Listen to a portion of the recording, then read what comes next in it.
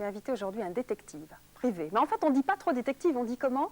Agent de recherche. Oui, Roger-Marc Moreau. Alors vous, vous êtes agent privé de recherche, comme vous dites, vous avez plusieurs agences. Vous êtes à Beaune, à Chalon, à Dijon, à Auxerre, voilà. Et également à Bourg-en-Bresse. Alors, est-ce que c'est tous les jours Colombo?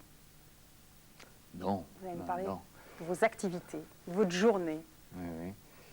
Je vais peut-être déjà définir la profession. Allons-y. Alors, les agents de recherche, communément dénommés détectives, sont mandataires en recherche de preuves, d'informations et de renseignements.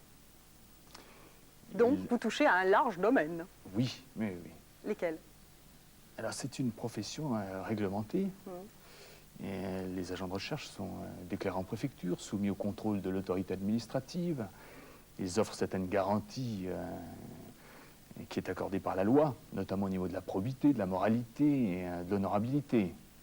Ils interviennent dans le cadre d'affaires financières, commerciales, civiles et pénales. C'est-à-dire que vous avez vous-même participé à de grandes affaires, médiatisées, exemple? Eh bien, on a beaucoup parlé dans la presse de l'affaire Omar Haddad à la suite du meurtre de Mme Marshall. Et vous Nous travaillons donc pour Maître Vergès dans ce dossier. Oui. Alors justement, quelle part et quelle crédibilité avez-vous pour les hommes de loi, les avocats, et pour la justice quand il y a un procès, évidemment? Quelle est votre part à vous? Les investigations que nous menons, nous les traduisons sous forme de rapports. Ces rapports sont des éléments constitutifs de preuve. Ils sont utilisables devant les tribunaux et juridictions comme éléments constitutifs de preuve. Donc c'est un élément de plus. C'est un élément qui va être utilisé dans le cadre des procédures judiciaires. Donc il ne faut pas faire n'importe quoi, j'imagine. Est-ce que vous avez, et c'est probablement oui, un code de déontologie? Quelles sont vos règles? Quelles sont vos limites, je dirais aussi? Oui, les agents de recherche doivent intervenir suivant 3 critères fondamentaux et indissociables, qui sont la légalité, la moralité et la légitimité des causes à défendre. C'est très clair. Vous connaissez la loi par cœur, j'imagine. Il faut être un peu juriste, non? Ou... Oui, il faut avoir des connaissances juridiques poussées pour pouvoir exercer la profession. C'est votre cas?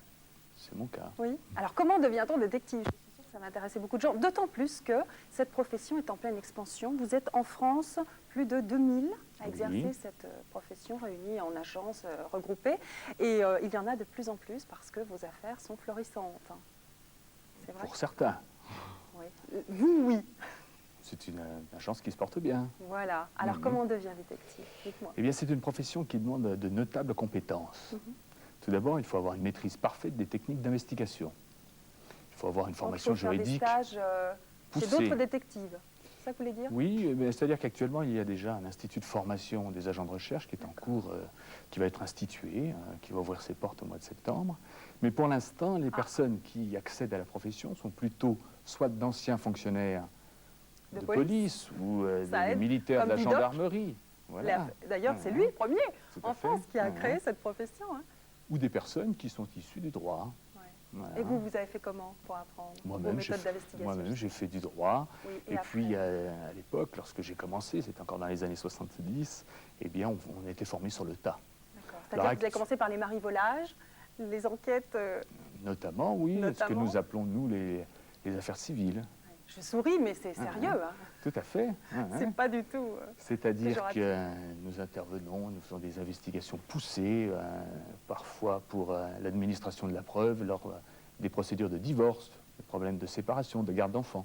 Est-ce que c'est palpitant comme je parlais de Colombo tout à l'heure, ou autre agent de recherche, bien connu par les télévisions. Est-ce que c'est un métier, en quoi il est palpitant, en quoi vous aimez l'exercer? Dites-nous, franchement. C'est une profession qui permet de faire beaucoup de rencontres, de traiter toutes sortes... Rencontres forcées de beaucoup voyager, de traiter des affaires délicates, parfois, à travers le monde. Donc je pense que c'est un métier qu'on peut qualifier effectivement d'un petit peu piquant, un petit peu palpitant. Quelque part, oui. D'accord. Vous avez parlé, pour terminer, d'une école à Paris pour devenir détective. Vous voulez nous repréciser? Oui, nous avons mis sur place un institut de formation des agents de recherche, l'IFAR. l'IFAR, c'est où? Cet institut va ouvrir ses portes tout d'abord à Paris, puis il va y avoir une école à Lyon, puis à Montpellier, puis dans d'autres grandes villes françaises. Quand on peut savoir Et les premiers cours vont être prodigués à partir de septembre 1996. Très Très bien, merci beaucoup Roger-Marc Moreau de nous avoir donné un petit avant-goût de votre profession. Je vous laisse retourner à votre imperméable et recherche palpitante. Merci. Alors, Sting sera en concert dans 20 jours, très exactement à Arena Genève. C'est à Genève, c'est à côté de l'aéroport. Et donc, c'est le